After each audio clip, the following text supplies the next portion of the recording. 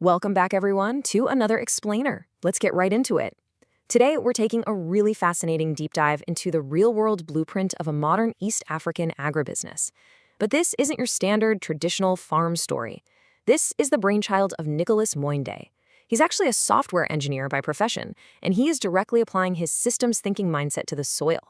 We're going to map out exactly how his venture goes from a conceptual presentation right into the dirt.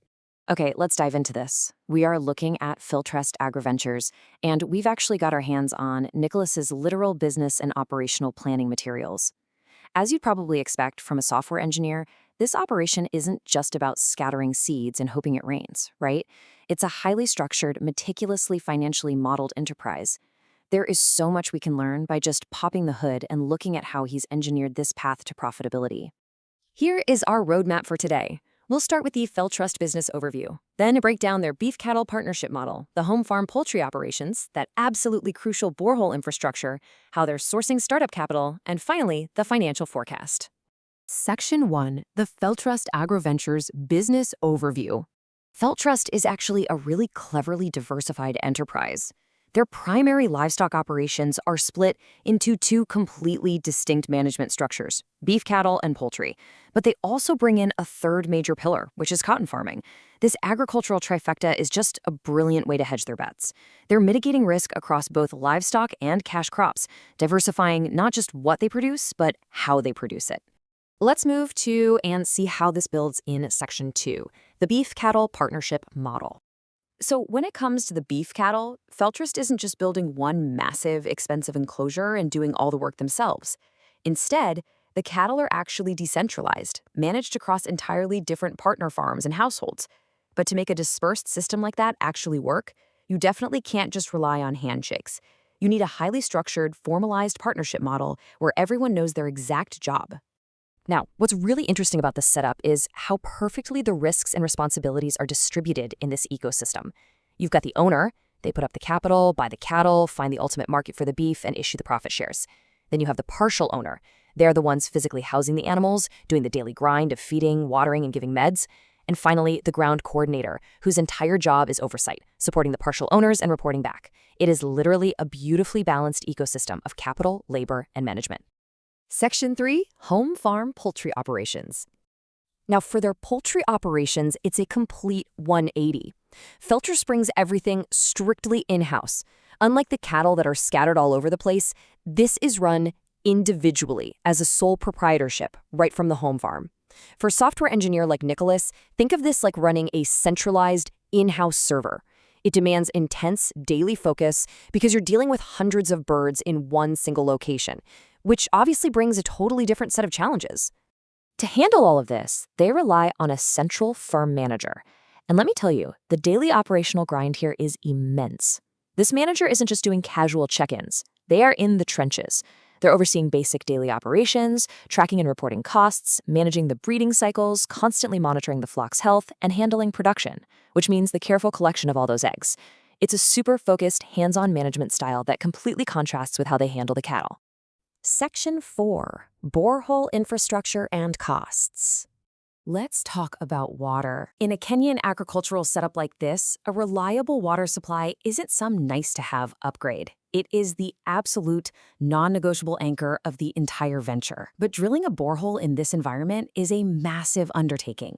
The scope and plan involve commissioning full hydrogeological surveys, securing government permits from the Water Resources Authority, and often drilling over 150 meters deep just to tap into sustainable aquifers. You absolutely need that continuous flow to keep hundreds of chicks alive, hydrate the cattle, and sustain developing cotton crops through the long dry seasons.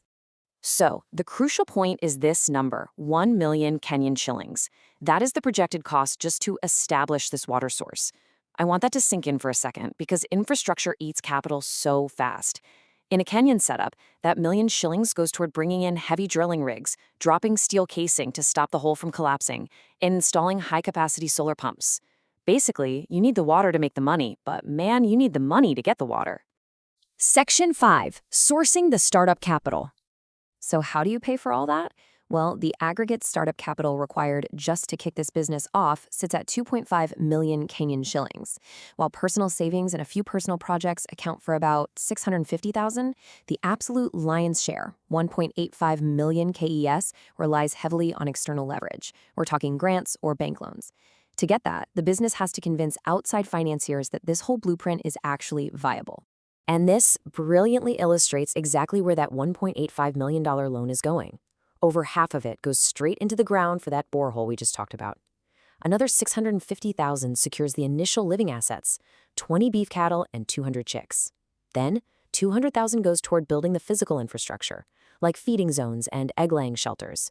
This capital injection is literally building the physical foundation of the farm from scratch. Section 6. Forecasting the financial future. Let's look ahead and walk through their cash flow forecast. In year one, they project bringing in about 500,000 KES in sales revenue. But look at year two. They anticipate a massive leap to 1.5 million KES. That threefold jump happens because the cattle finally mature, the cotton yields its very first harvest, and the poultry production hits its optimal stride. And of course, through all of this, baseline operating costs like feeding, marketing, and salaries just keep rolling on. Because of those heavy fixed startup costs, totaling 2.35 million KES, year one is basically a break-even battle. It's the buffer period where the farm just has to absorb the financial shock of drilling the borehole, buying the animals, and building shelters. Year one is absolutely not about getting rich. It's about building the machine. It's the necessary springboard you have to survive to unlock that huge profitability anticipated in year two. We've just traced Nicholas Muindis's entire journey for Feltrust Agriventures, from a decentralized cattle network to centralized poultry to cotton fields, all the way down to that 1 million shilling borehole and the 2.5 million shilling capital roadmap. It's an incredibly comprehensive, meticulously planned business blueprint designed to actually survive the harsh realities of modern farming. Which leaves us with this final thought to really ponder. When you consider the sheer scale of investment required just to secure basic water and infrastructure, do heavy upfront fixed costs, like a 1 million shilling borehole, truly justify the projected leap in year two profits for the modern farming entrepreneur? It really highlights the immense risk and the immense potential reward of building an agribusiness from the ground up. Thank you for joining me on this explainer, and keep learning.